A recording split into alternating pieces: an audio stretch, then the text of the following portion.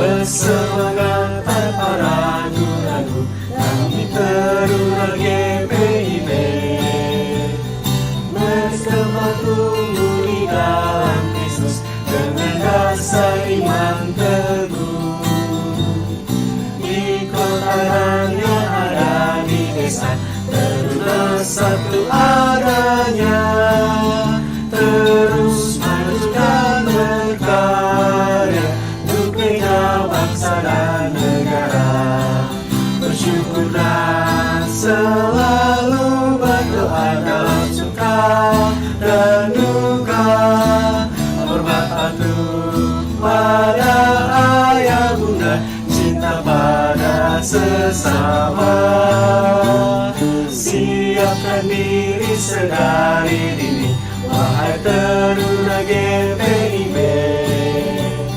Song-song masa depanmu sendiri, Kristuslah penolong sejati, Taruna harapan negeri.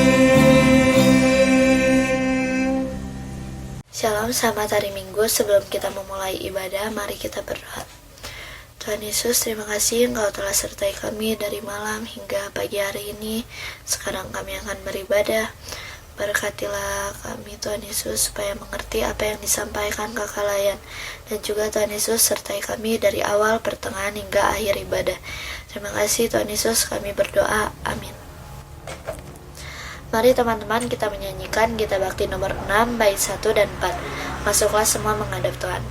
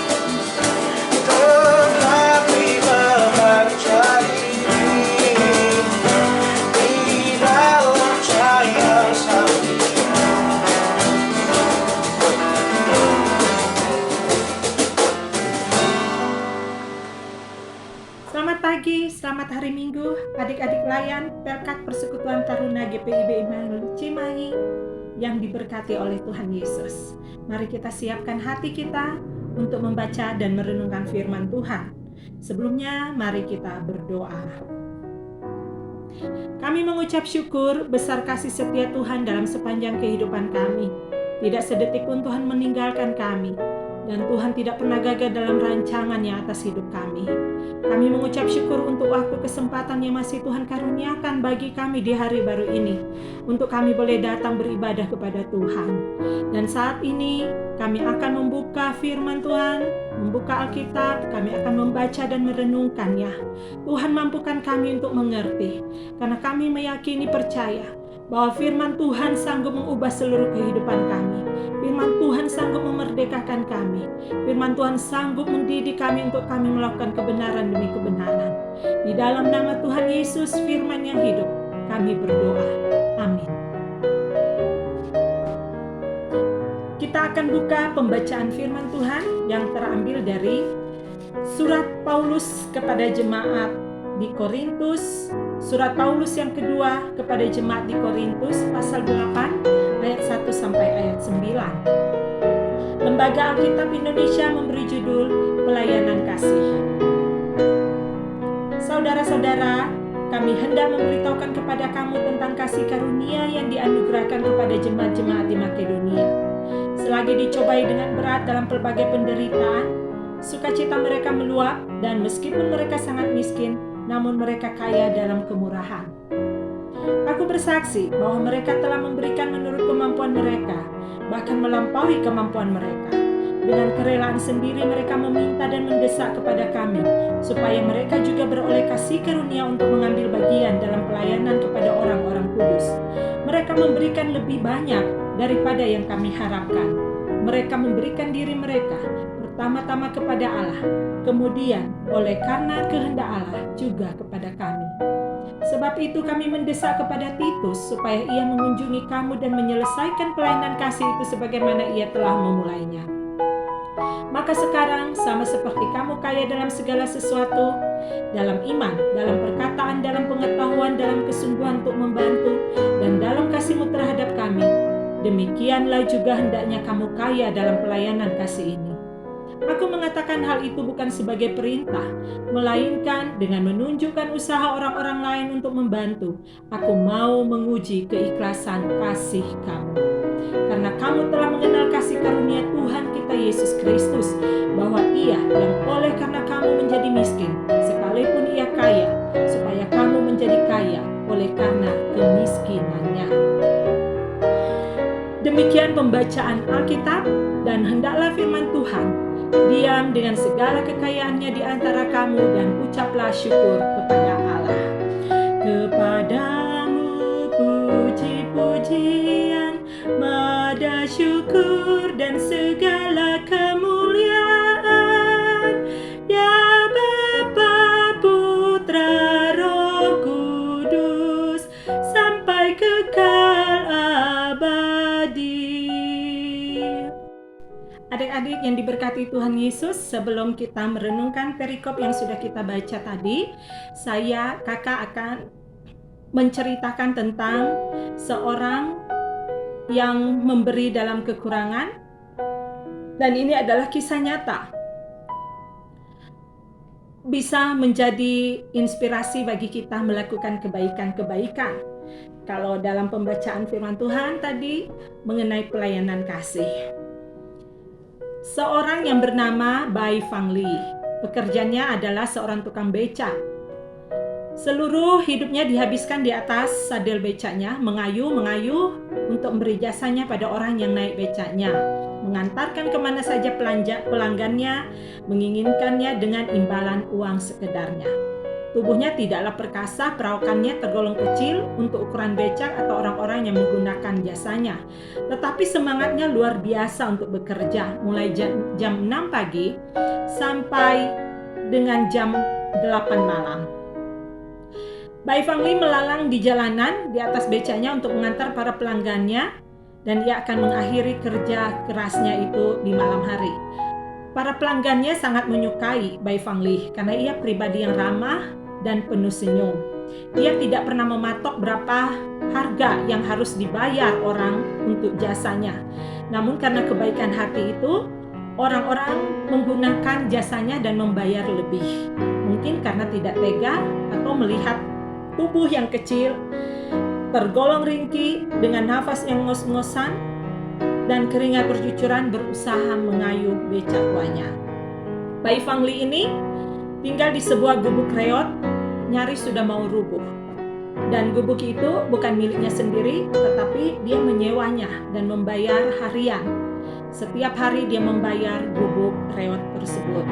Di dalam gubuk itu hanya terdapat tikar yang sudah sobek-sobek, dan di sudut ada sebuah kardus. Di dalam kardus itu berisi pakaian yang sudah compang-camping dan selimut yang tipis yang sudah bertambal-tambal.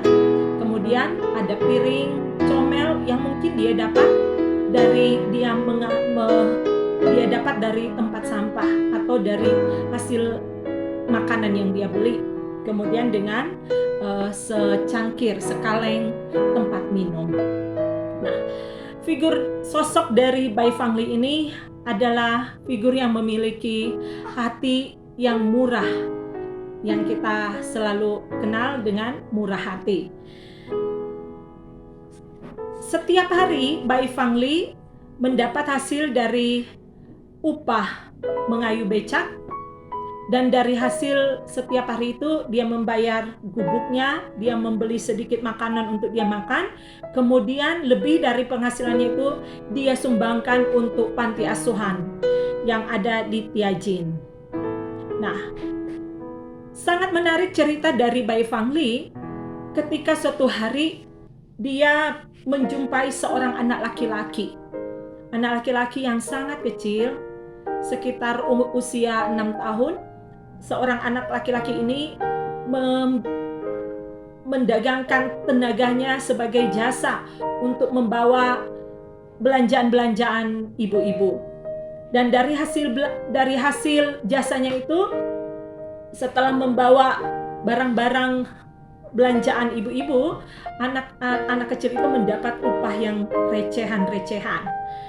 Bai Fangli melihat anak itu ketika menerima upah yang recehan itu merasa sangat senang sekali, dan kemudian anak itu menengadah ke langit, mungkin yang dia katakan terima kasih Tuhan, mengucap syukur dengan apa yang sudah Tuhan berikan yang dia terima saat itu. Kemudian Bai Fangli terus memperhatikan anak itu menuju ke tempat sampah untuk mencari sisa-sisa makanan. Dan Bai Fangli melihat anak itu mendapat roti dari tempat sampah, kemudian membersihkan kotorannya dan dia memakannya. Kalau dipikir dari hasil yang dia dapat tadi, uang yang dia terima, dia bisa membeli makanan yang layak untuk dia makan. Kenapa dia tidak melakukan itu? Dan ternyata ketika Bai Fangli bertanya, kenapa dia tidak membelanjakan uang yang dia dapat untuk membelikan makanan, anak kecil itu berkata, uang ini akan dia belikan makanan untuk kedua adiknya. Kedua adiknya yang berusia 4 dan 5 tahun, perempuan, kemudian bertemu dengan Bai Fangli, dan ketika berjumpa dengan anak-anak tersebut, Bai Fangli bertanya kemana orang tua mereka. Anak lelaki itu berkata, orang tua kami juga pemulung, namun sebulan yang lalu ketika pergi memulung, sampai saat ini tidak lagi pernah kembali. Miris menyaksikan cerita yang seperti ini. Bai Fangli yang berada bersama anak-anak itu akhirnya membawa ketiga anak tersebut ke panti asuhan, di mana Bai Fangli selalu memberikan seluruh hasil penghasilan dia kepada panti asuhan itu yang menampung kurang lebih 300 anak-anak yatim dan menyekolahkan mereka di sekolah yang terdekat yang ada di sekitar situ. Singkat cerita, ketika Bai Fangli sudah membawa anak-anak itu, Bai Fangli semakin semangat, termotivasi untuk dia bekerja lebih keras lagi. Dari pagi pulang malam hanya untuk mendapatkan hasil supaya dia boleh membayar gubuknya, dia boleh membeli makanan untuk siang hari dan malam hari yang hanya roti, hanya kue kismis ataupun daging secuil dan telur untuk dia makan. Lebih dari itu dia sumbangkan ke panti asuhan. Menarik cerita ini kenapa? Karena dari keberadaan Bai Fangli yang sudah sulit, namun dia masih tergerak tanpa berharap imbalan atau pujian dari orang lain. Dia mau berbuat, dia peduli dengan sesama. Dalam kekurangannya, dia mau memberi yang terbaik. Kalau dalam firman Tuhan, bagaimana seorang janda miskin, dia memberi persembahan yang harusnya itu dia pakai untuk makan, dan kemudian dia tidak tahu lagi bagaimana kehidupannya di waktu yang mendatang. Karena setelah dia habis uang itu, dia tidak punya apa-apa lagi. Namun Tuhan Yesus berkata, persembahan janda miskin itu lebih banyak dari persembahan orang kaya. Nah, kembali pada perikop firman Tuhan yang sudah kita baca tadi, Paulus menggerakkan jemaat yang ada di Korintus, sebagaimana jemaat Korintus ini jemaat induk, mereka terkenal dengan jemaat yang kaya di Korintus. Nah, namun mereka belum melakukan pelayanan kasih sebagaimana yang mereka sudah komitmen. Nah, Paulus menggerakkan dengan cara Paulus memberi contoh bagaimana jemaat Makedonia, jemaat yang kecil, jemaat yang miskin, namun mereka melakukan pemberian pelayanan kasih itu melebihi kemampuan mereka. Dan ini yang dinamakan kasih karunia. Kasih karunia Allah sudah menyelamatkan setiap manusia yang mau menerimanya, yang mau percaya. Kasih karunia Allah sudah menyelamatkan kita. Dan kasih karunia Allah pun yang memampukan kita melakukan perkara-perkara yang luar biasa. Tentu bukan karena kuat, bukan karena hebat, bukan karena kegagahan kita melakukan hal-hal yang menyenangkan hati Tuhan. Namun Allah sendirilah yang melakukan di dalam kita, baik kemauan maupun keinginan menurut kerelaan hati Tuhan.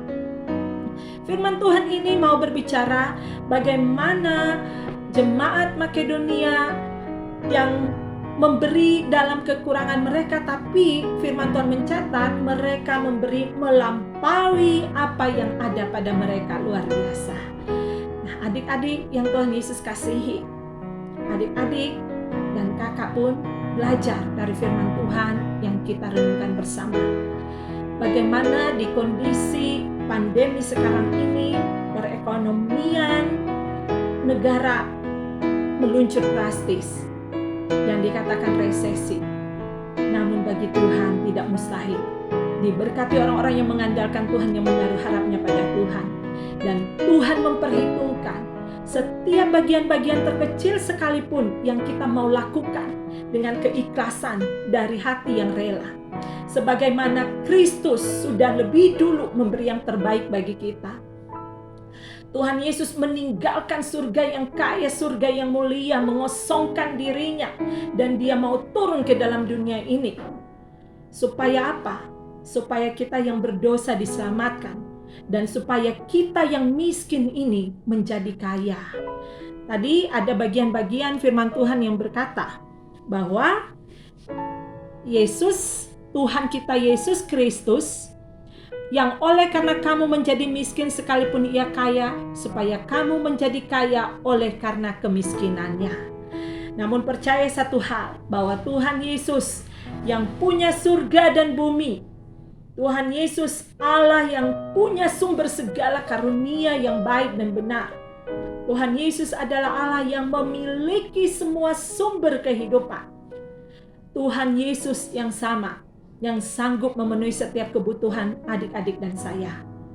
Namun tetap kita harus meneladani bagaimana keteladanan Yesus dalam hal memberi yang terbaik. Adik-adik yang Tuhan Yesus kasihi, kehidupan adik-adik dan saya, biarlah hendaknya dipakai Tuhan untuk menjadi alat kemuliaan Tuhan, untuk memberkati sesama kita, untuk boleh memberi pengharapan bagi orang-orang yang hampir-hampir putus asa. Ada satu kesaksian ketika seorang yang sudah hampir putus pengharapan di ujung tanduk kehidupannya, karena dia tidak lagi punya penghasilan untuk menghidupi keluarganya, dan dia bertemu dengan seseorang yang tidak dia kenal. Orang yang tidak dia kenal ini, waktu melihat sang bapak tersebut, tergerak untuk memberikan uang 100.000 baginya. Dan apa yang terjadi? Bagi bapak yang memberikan uang 100.000 untuk orang yang hampir saja putus pengharapan itu, dia tidak mengetahui keadaan lelaki tersebut. Pada suatu ketika mereka bertemu kembali, bapak yang menerima uang 100.000 itu berkata, "Terima kasih Pak, karena Bapak saya masih hidup sampai sekarang. bersama dengan anak istri saya. Adik-adik yang Tuhan Yesus kasihi, bagaimana dengan uang 100.000 itu memberkati kehidupan Bapak dan keluarganya?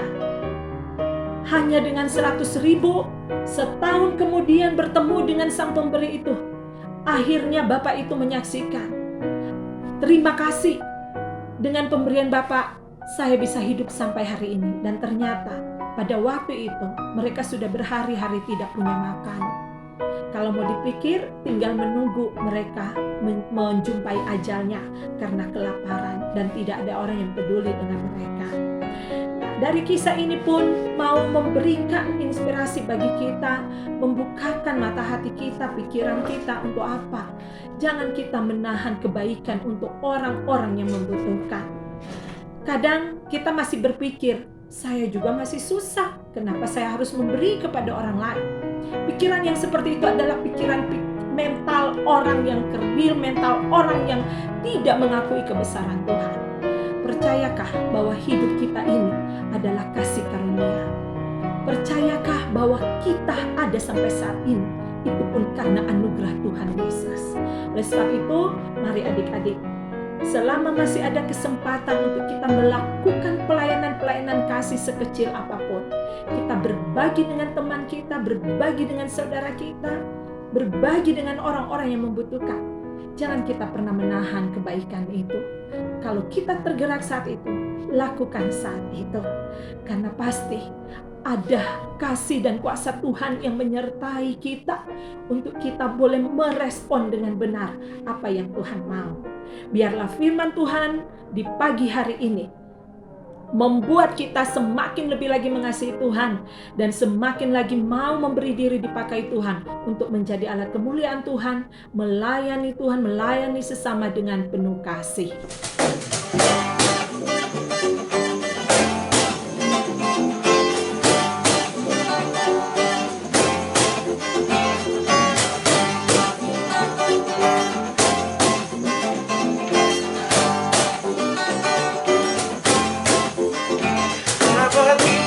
Wartakan Injil Kristus dalam karya dan kaulah tersambut.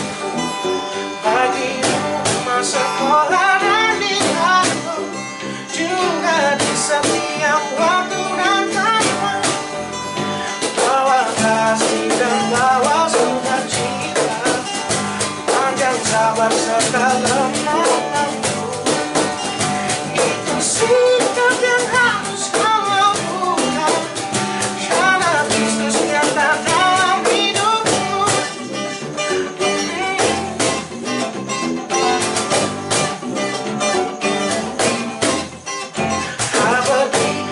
wartakan Injil Kristus dalam kata dan perbuatanmu, juga dalam segala tindakanmu.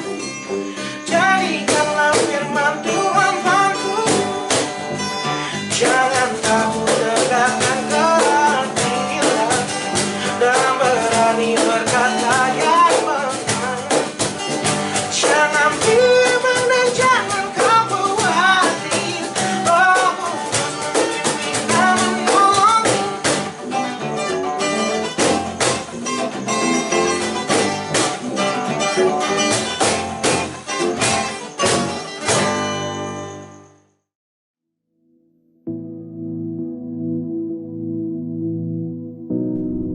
Mari kita berdoa. Bapa kami yang di surga, kami sungguh mengucap syukur besar kasih setia Tuhan dalam kehidupan kami. Terima kasih Tuhan Yesus, kami sudah mendengar firman Tuhan. Berkenan Tuhan meteraikan dalam setiap hati kami masing-masing. Dan pakai kami Tuhan untuk menjadi pelaku-pelaku firman Tuhan. Kami berdoa di dalam nama Yesus, Tuhan beri kami hati yang selalu baik, untuk kami dengan ikhlas, dengan rela melakukan kebaikan-kebaikan bagi sesama kami. Sebagaimana Tuhan Yesus sudah meneladani, memberi teladan yang baik bagi kami, untuk kami belajar memberi yang terbaik, belajar memberi yang terbaik bagi Tuhan, dan memberi yang terbaik untuk sesama kami. Dalam keadaan, kondisi apapun hidup kami, dalam berbagai peristiwa hidup kami. Ajar kami untuk kami tetap melakukan pelayanan kasih, melakukan kebaikan-kebaikan dengan sesama kami. Terima kasih Tuhan Yesus. Hamba berdoa untuk adik-adik layan Pelkat PT GPIB Immanuel Cimahi. Diberkati semua kehidupan anak-anak layan kami Tuhan. Ada anak-anak yang sudah memulai penilaian akhir semester di minggu kemarin, dan ada juga yang akan memulai pada hari Senin nanti. Diberkati semua kehidupan anak-anak kami Tuhan. Terlebih anak-anak yang sungguh-sungguh hidup dalam rasa hormat dan takut akan Tuhan, yang mau setia beribadah kepada Tuhan. Tuhan akan buat perbedaan itu dengan anak-anak yang tidak sungguh-sungguh mengasihi dan beribadah pada Tuhan. Terima kasih Bapa. Tuhan Yesus menolong seluruh kehidupan anak-anak lain kami, semua yang mereka cita-citakan masa depan mereka. Kami mengucap syukur karena kami meyakini bahwa Tuhan akan menuntun membimbing setiap anak-anak layan untuk mereka hidup menggenapi rancangan Allah atas hidup mereka masing-masing. Tuhan Yesus memberkati semua orang tua dari anak-anak layan kami dalam tanggung jawab persekutuan dimanapun mereka hadir, tanggung jawab pelayanan, tanggung jawab pekerjaan, bahkan di tengah-tengah keluarga. Diberkati semua orang tua anak-anak layan kami. Diberkati kehidupan kakak-kakak pengurus dan pelayan Pelkat Persekutuan Taruna GPIB Immanuel Cimahi. Dalam setiap gumul juang kami bersyukur ada kuasa dan kasih setia Tuhan yang tidak pernah meninggalkan kami, yang membuat kami kuat menanggung setiap perkara, yang mengasihi kami dan memberi jalan keluar bagi kami. Dan Tuhan yang memuaskan setiap kerinduan-kerinduan kami dalam berbagai kenyataan kehidupan yang ada bersama dengan keluarga masing-masing. Tuhan puaskan dengan kebaikan surgawi. Kami berdoa untuk gereja-gereja Tuhan dimanapun tersebar. Diberkati setiap tanggung jawab pelayanan gereja Tuhan yang selalu menghadirkan damai sejahtera. Tuhan tolong supaya fungsi dari gereja yang boleh meninggikan memuliakan nama Tuhan itu boleh tetap tercermin dan boleh menjadi gereja yang sungguh-sungguh melayani setiap jemaat, setiap umat Tuhan dengan penuh kasih yang dari Tuhan. Diberkati gereja GPIB Immanuel Cimahi. Diberkati seluruh penata layanan yang ada. Ibu Pendeta Martina Nanloila Tupirisa bersama dengan semua rekan-rekan presbiter, bersama dengan unit-unit misioner. Diberkati seluruh tanggung jawab pelayanan mereka semua. Kami berdoa Tuhan Yesus untuk bangsa dan negara kami. Dalam keadaan yang sekarang ini, kami tetap percaya kasih setia Tuhan melingkupi Indonesia. Diberkati pemimpin bangsa kami Bapak Presiden Jokowi beserta dengan wakilnya, beserta dengan semua jajaran yang ada, para menteri, bahkan di pemerintahan legislatif. Tuhan menolong semuanya. Institusi Polri, TNI, Tuhan menolong supaya mereka semakin dimampukan dan wibawa Allah turun atas mereka semua untuk boleh mempertahankan persatuan kesatuan Republik Indonesia. Terima kasih Bapa. Ini semua ucapan syukur serta permohonan kami Tuhan. Di dalam nama Tuhan Yesus yang sudah mengajar kami berdoa. Bapa kami yang di sorga, dikuduskanlah namamu, datanglah kerajaanmu, jadilah kehendak-mu di bumi seperti di sorga. Berikanlah kami pada hari ini makanan kami yang secukupnya, dan ampunilah kami akan kesalahan kami, seperti kami juga mengampuni orang yang bersalah pada kami.